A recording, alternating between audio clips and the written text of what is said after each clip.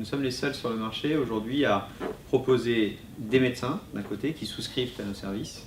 Nous n'avons pas de médecins salariés chez nous, ce n'est pas des plateformes de médecins telles que des assureurs parfois. Nous sommes les seuls donc à avoir et des médecins d'un côté et des pharmaciens de l'autre. Mais en fin de compte, la façon et la stratégie de déploiement chez nous, en fin de compte, passe par un maillage territorial le plus fin possible.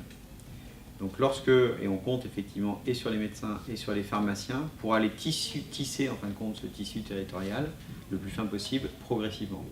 Donc là aujourd'hui, je vous dirais que les 1000 et quelques médecins sont répartis de manière assez homogène sur le territoire, mais qu'on attend bien évidemment avoir de plus en plus de médecins qui contribuent à faire cette communauté et qui vont permettre justement d'aller chercher des médecins le plus proche possible du patient.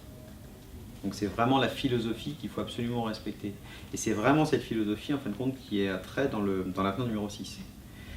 À partir du moment où on respecte cela, c'est tel que j'ai pu exprimer tout à l'heure, à partir du moment où on respecte, je recherche le médecin traitant, si le médecin traitant n'est pas disponible, je vais pouvoir aller dans un rayonnement progressif, enfin le plus près possible, et après m'élargir un petit peu, sachant que je vais aller chercher le plus proche, et idéalement dans la MSP ou dans la CPTS, qui sont en train, elles aussi, de se constituer, on fait le bon cheminement.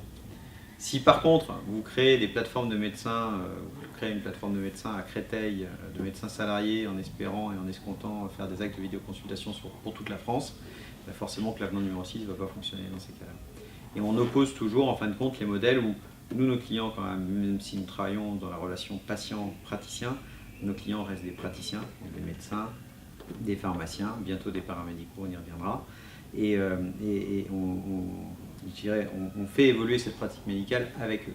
Et on compte sur les praticiens, en fin de compte, pour en parler aux patients aussi. C'est aussi ça qui est important. L'autre philosophie est d'avoir des entreprises qui proposent de la vidéoconsultation avec des médecins salariés. Un médecin salarié, ça ne va pas souvent être un médecin traitant.